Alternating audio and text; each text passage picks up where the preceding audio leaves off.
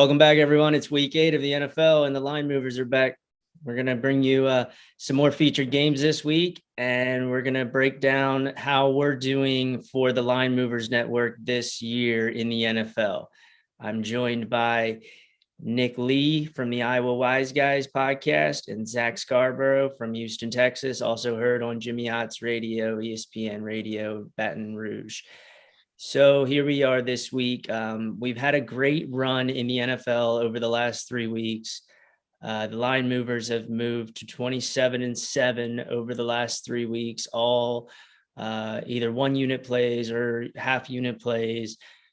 So we're trending along very well over the last 3 weeks, and most of it has been a couple of probably 5-2, I think, on player props, 6-2 on player props total. And the rest of it has just been straight either teasers, parlays, and 1 unit pre-flop bets. So I think the key here has been focus on matchups, focus on video talk and research here in the days leading up to football on the weekends. But I'm going to let you guys elaborate on why we're doing well over the past 3 weeks in the NFL and what's been fueling it. So Zach, go ahead and tell people, what's behind this run. Yeah, I mean, we've definitely been on quite an incredible run the last 3 weeks, but I feel like going back to previous years, I always kind of ease into the season, weeks 1 and 2, don't really know how different personnel, different coaching are going to mesh together. And then I think weeks 3 through 6, you can really, get some lines that haven't adjusted as quick as they should. Obviously, injuries have played a part. I just think, our research and thought process has been spot on. We know this is gambling that can always change. And as we get into week 7, 8 and on, lines really tighten up. We did have some opening lines this week that I missed that have changed because of injuries or whatnot. But we'll dig deep and see what we can come up with this week. Yeah, Nick. Yeah, I agree. I just think that, there's certain times of certain seasons where you have a really good feel for what certain teams in the leagues are doing. And I feel like right now, collectively, we have a pretty good idea of what the landscape in the NFL is. And we're taking advantage of it. And, different years, you might have a strong feeling on college football. I just think right now we're riding a wave, and while we're hot, we need to keep it going and cash some tickets.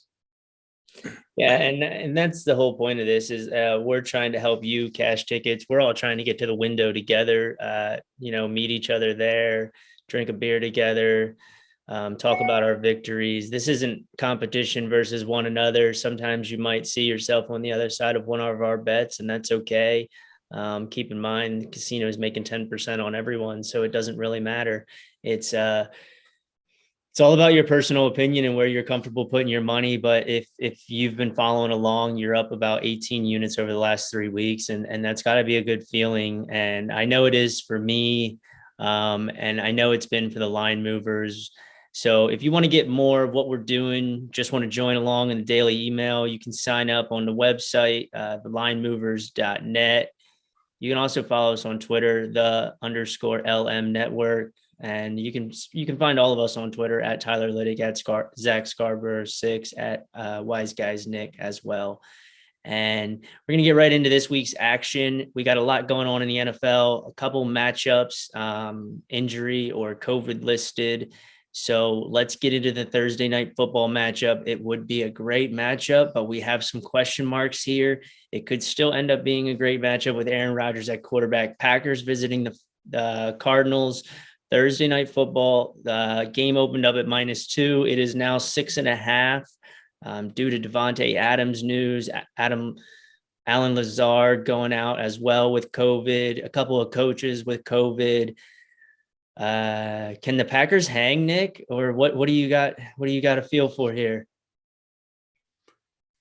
Yeah, I think the majority of the people will think that they'll take the 6.5 points with Green Bay. Aaron Rodgers is still the quarterback there. The look ahead line here last week before the news on Devontae Adams and Alan Lazard and the coaching staff was -3 Arizona. So they have adjusted the line. And, last week, one thing missed in that Green Bay Washington game. Washington outgained Green Bay by 130 yards. Washington ran all over that defense, and it's this is a hard game to handicap. I think my favorite play here is the under, and I think that Arizona with that tough defense can keep that Green Bay offense in check, and I think that Arizona is going to look to run the ball against Green Bay when they get the lead. So I like the under here. I also like Arizona in teasers, getting them down to a 0.5 point or a pick. Yeah, I agree with both of those. This is, it's tough for Green Bay. I mean, they've been on a tear after losing that first game so badly. They've reeled off 6 in a row, but now dealing with all these COVID injuries. Also, their offensive line did not look as good last week, or, Aaron Rodgers has kind of been getting the ball out of his hand so quick that he's, the pass rush hasn't got to him. There's going to be a great pass rush here. Chandler Jones, JJ Watt. I mean, Kyler Murray has been sensational for most of the season. I know he did kind of have an injury last week, but he stayed in the game. So not sure how much that's going to play a role, but running quarterbacks have killed Green Bay over the years. I have to lean with, even though this line's moved, I'm still going to lean Arizona at under a touchdown, given the news that we have. And I also like the under. Yeah, again, we did talk about this earlier in the year, and the Packers came through and triumphed it with the 49ers visit, but I don't think that's the same 49ers team that it's been in the past. The Packers don't necessarily travel well west. It's a tough schedule change, time change, obviously, and now they're doing it on a Thursday night, so it's a couple of days early. You can't travel. You can't fly in earlier in the week and get days under your belt and time to adjust to the schedule. I think that's really going to affect Green Bay. It'll probably keep them heavy-footed. Arizona is not the team you want to be heavy-footed against. They've got so many weapons on offense. I kind of think Arizona is going to end up running away with this game just because of the scheduling spot here. Something's got to give. Both teams are coming in on a massive win streak, but I think this is Arizona's spot here on Thursday Night Football at home. And they were already at home last week against Houston. So it's just a bad spot for the Packers with the COVID news and everything going on. I like the under, and I do like Arizona to cover that. I like Arizona in all teasers as well. Aaron Rodgers is incredible, but I don't think he's going to be enough in this game. Moving along, we go on to Sunday. We got some good Sunday matchups. We're going to start off with the Steelers and the Browns. We're going to be with Case Keenum for another week at quarterback, and on top of Case Keenum at quarterback, I think the running backs are still going to be hurt. So we're going to be seeing another week of D'Ernest Johnson, who probably shocked everybody last week. And this game is Steelers plus 3.5, 42.5 is the total. Probably would be a lot higher if we saw any sort of life from the Steelers offense and if Baker Mayfield was in the game. So is this going to be a defensive battle, or is somebody going to run away with this game, Zach? I was really surprised. This line opened at 2.5 and then moved to 3.5. I was really surprised with all the injuries for Cleveland. And if you really peel back, I mean, the Steelers are what, 3-3, and their 3 losses have come to Las Vegas, Cincy, and Green Bay, who have a 13-5 overall record combined. So their losses don't look as bad as we thought they were. Their offense is coming around. The divisional matchup, I mean, if you're going to give me 3.5 points with everybody out for Cleveland, I'm going to take it. I really like Pittsburgh. I think they can win this game outright this week. I couldn't agree more with Zach. Division rivalry here. I like 3 in the hook. I think Pittsburgh keeps this game close, maybe wins it outright. That Pittsburgh defense is still strong, so we'll see how they perform against Keenum. And, I mean, the Cleveland Browns did prove that anybody can run behind that offensive line last week against the Broncos with Dearness Johnson having a hell of a game. But I still think that Pittsburgh defense is strong, has a lot of pride there. I think the Pittsburgh offense has just enough to keep up with the Browns. I think this is a field goal game either way. I'll take the 3.5 points. Yeah, I think the best thing about the Steelers is Mike Tomlin. And the best thing Mike Tomlin does with the Steelers is he realizes that there's 3 faces of the ball to coach. And if he's lacking on offense, he'll make up for it on special teams and defense. They've been doing that so far this year, creating turnovers, holding their teams down, under 30 points. It seems like since Juju went out, the offense is working a little bit better. Not very effective with Ben Roethlisberger at quarterback, not being able to move, but they are getting the ball out to the wide receivers more effectively. Wide receiver Johnson is a target machine, and Claypool's starting to get more involved. Ebron's a good target for Ben Roethlisberger on 3rd down. I do think that the defense is going to be too much for Cleveland. It is in Cleveland. 3.5 is kind of a bad number. I could see this game ending as a field goal. Case Keenum's a great game manager. It's probably a stay away here for me, or maybe an underplay. I think that we could see an under here, but if anything, I'd probably just lay off this game completely. If you want to use it in a teaser, you could tease that number up and then tease the total up and then play it under 48.5. But I think it's a complete stay away for me for the time being. Moving along, going out west, we're going to go Patriots Chargers next. We got the Patriots getting 6 points, 48.5 is the total. Chargers off a bye week. Patriots huge win against the Jets. Zach, what do you got going here for us? Yeah, this is not a good spot for the Patriots with the Chargers coming off the bye and them having to travel cross country to play a healthy Chargers team ready to get back on the field. Herbert's been excellent all year. I think he's going to have another huge game here. You also got to look back last year at them 45-0, and I'm sure the Chargers haven't forgot that. So I don't know. It's just a really bad spot for New England. I lean towards the Chargers to get a win and a cover. That we can't really read too much into the New England game last week, scoring 54 points versus the Jets, who are just awful. So I look for New England to have an off week with the travel and the Chargers to get it done at home. Yeah, I agree. I don't think you can put a whole lot of weight in the Patriots win over the Jets last week, other than the fact that it does show that the Patriots offense is growing under Mac Jones. Zach referenced the 45-0 whipping in Los Angeles last year. This is a tough game, but I still think I'm looking at 6 points right now.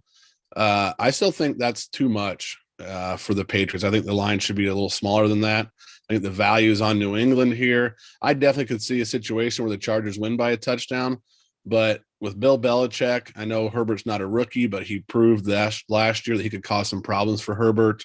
The Chargers were exposed a little bit against Baltimore a couple of weeks ago. I'll take New England plus 6 points. Kind of lean the over here. Saw New England's defense was susceptible to some big plays through the pass versus Dallas. So I'm looking for Herbert and the guys to attack the secondary there. Obviously, they don't run the ball well. They never really did in Sandy or Los Angeles now. So I think that Eckler is going to be big out of the backfield passing. A bunch of dump passes. You probably find his targets over somewhere around 4.5, I assume. I think that this is an overplay and it's at 48.5. And I think that's a comfortable number. I think one of these teams gets in the 30s to the 35, 28, something around that number, 34, 28. I think this is a close game to the end.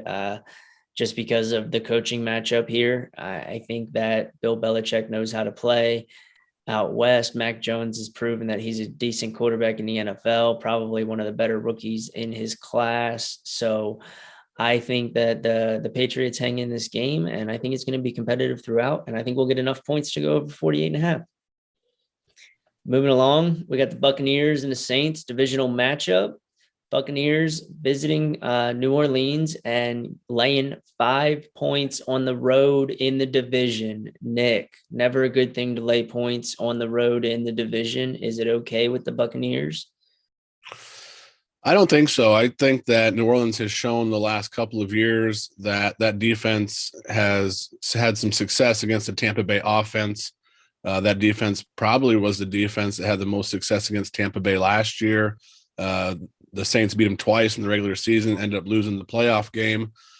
But I think that Tampa's defense is playing well. I think New Orleans' defense is playing well. New Orleans coming off a very physical game on Monday night. I like the under here, to be honest with you. I think that's my favorite play here is the under divisional game. Two scrappy defenses. I'll take under 50.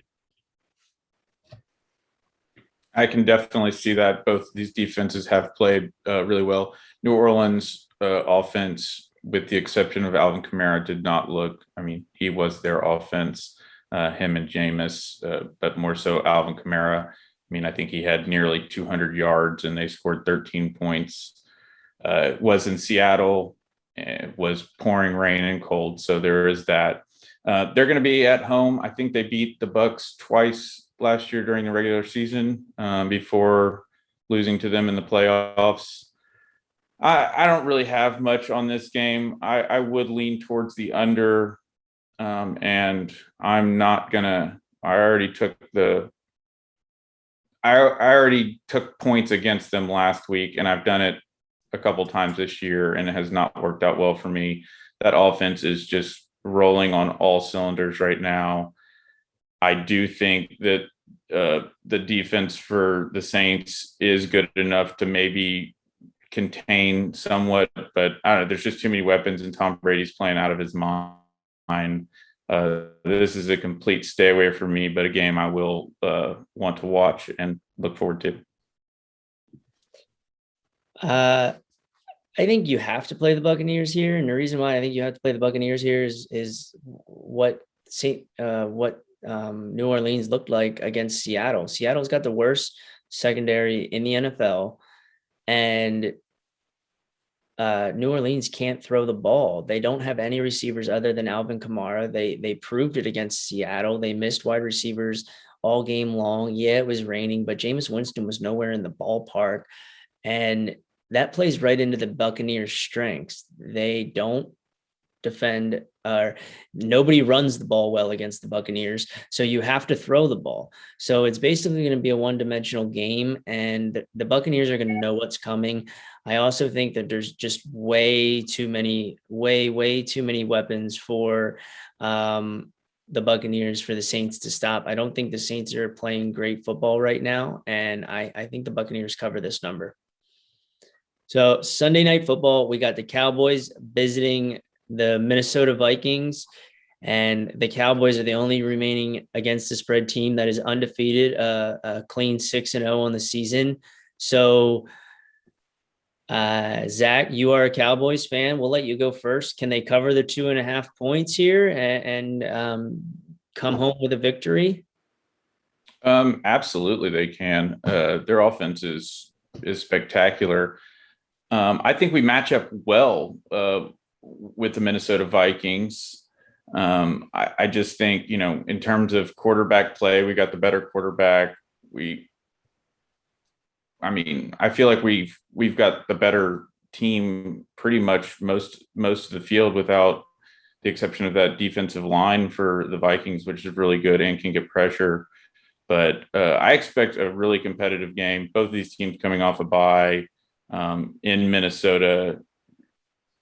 I mean, it should be a fantastic Monday Night Football game, but if you're going to give me under a field goal with the Cowboys right now, I'm going to take it. I just don't think that Cousins can score as many points as Dak Prescott in that offense for the Cowboys. Yeah, this line's been all over the place. An hour ago, I looked here on DK and it was at -3 for Dallas. Now it's sitting at -2. It opened up, I think, 1.5 or 2. So it's going back and forth. I think if you like Dallas, make sure you get it under a field goal. I do like Dallas under a field goal.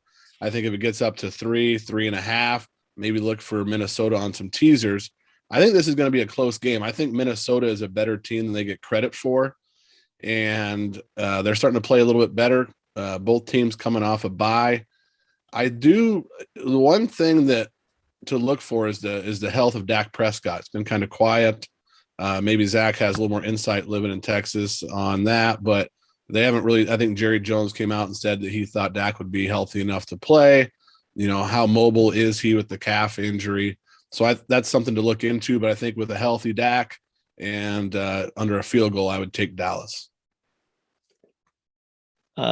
Schedule makers didn't do these teams any favors, putting them right after a bye week. That usually doesn't happen. It's you're usually going against a team that had a bye versus one that didn't. So both of these teams are going to come in relatively fresh, other than the injury to Dak. Cook, I think he should be back yet. No. I think he is back. I think he's going to be back healthy, but Mattison has been playing great at running back as well.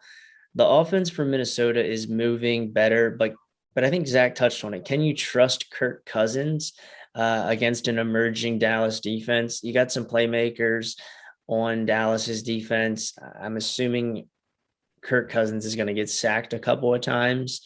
Does he hold on to the football? Does he rush it and throw an interception? I think we've touched on this before. You got to take Dallas until Dallas doesn't cover the spread. You're up 6 units on Dallas. You might as well just keep on plugging along until you lose a unit, and then you're still up 5. So, or you're still up 6 or 7. Point being here is Dallas is the better football team. I think Dak will be all right. He finished that game against the Patriots. So, barring any, obviously we haven't heard anything through x-rays. There's no surgery. He's had some time off. I think he'll be just fine and ready to play. I think this is a Cowboys game here. It's inside, it's on turf. Like the fields are very similar. So there should be, only thing affecting the Cowboys here is going to be the crowd noise. The Vikings are their best third down defensive rate in Minnesota in the league. So that's something that the Cowboys are going to have to focus on, is converting on third down. But it's still a Cowboys play for me, -2.5. Until that gets up to 3.5, that's a Cowboys play. So Cowboys -2.5 for me. An interesting trend there too is in the last decade, road favorites coming off a bye, covering at 66% against the spread. So that would also point towards Dallas, road favorite coming off a bye. Yeah, I'm just not impressed with Minnesota, and I don't think they're a great team. So for me, I would put my marbles with the Cowboys again versus Minnesota. Being a Packers fan, I've seen Minnesota just let you down too many times. And Kirk Cousins in primetime game versus Dak in a primetime game. It's just not the same. So we'll see. But like Tyler said, I think you have to roll with the Cowboys until they prove us otherwise. Yeah, guys. Nick suggested it a while ago. Jamar Chase, rookie of the year. That's looking great. I think he's down all the way to like +150 maybe. He's having a monster year. So follow the videos, listen closely, listen carefully. We're giving you some things that we think are going to cash long-term. We're giving you some pointers, some ways that you can get better on Sundays. You can take these videos, you can apply them to basketball. You can apply it to other things as well. If you aren't in tune with other sports, we did just hit a golf winner this past weekend. That makes it 2 winners already this year. And on that, We also got some NASCAR winners. So I think it's time for you to head to the website, subscribe, give us a try. Listen into the Iowa Wise Guys podcast. You can hear me there discussing some college football. Head over to YouTube, check out the college football video that was just posted with Trey, David, and Ian. Guys, we're working hard to bring you guys some winners in every sport. So hope you guys are having fun this year. Hope you're cashing some NFL tickets, and comment below. Let us know maybe what you want us to talk about in the next video, and we'll see what we can do for you. You guys got anything to add? Let's keep the Good streak luck, going. everybody. Yeah, let's keep it going. All right, guys, have a good one. See ya. Bye. This video was brought to you by River Donkeys Poker Club, but not in association with the Line Movers Network. Start playing today by downloading the app on Google Play or the Apple iTunes Store by searching for Poker, 4 R's with the number 2. Search for the group 5AZR7 to start playing poker today.